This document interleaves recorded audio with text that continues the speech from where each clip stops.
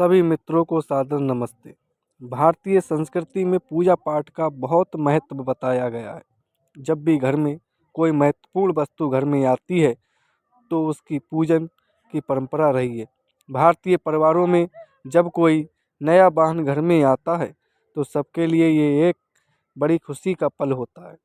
साथ ही इस वाहन के साथ हमारा जुड़ाव रहता है, इसलिए ये वाहन हमारे लिए शुभ रहे इसके लिए वाहन की पूजा की जाती है और उनसे आशीर्वाद मांगा जाता है। जब वाहन घर में पहली बार आता है तब तो पूजा की ही जाती है।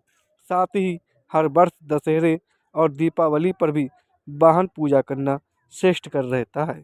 वाहन पूजन की सामग्री चंदन, रोली, चावल, मोली, नारियल, कपूर, जल का कलश, कलावा, पुष्पमाला, गुड़ या मिठाई, घी, सिंदूर, पंचपल्लव, दीपक, फल और फूल।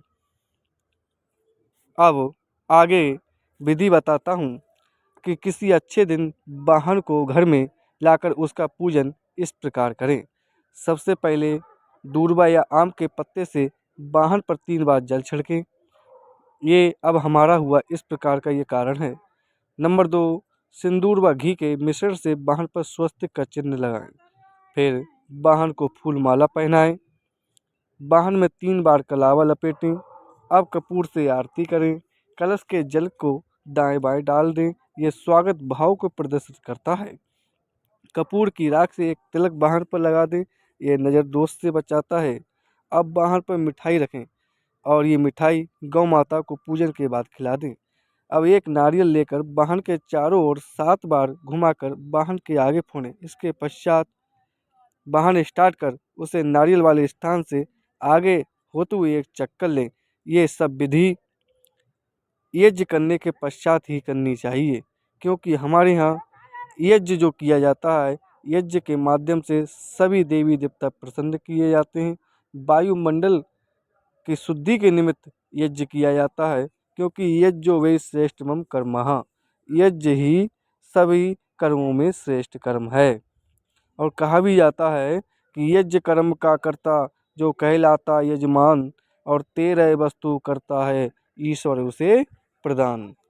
अर्थात भगवान ने यज्ञ के माध्यम से हम सभी को बताया है कि यज्ञ वह साधन है जिसके द्वारा हम अपनी सारी मनोकामनाओं को प्राप्त कर सकते हैं। वाहन को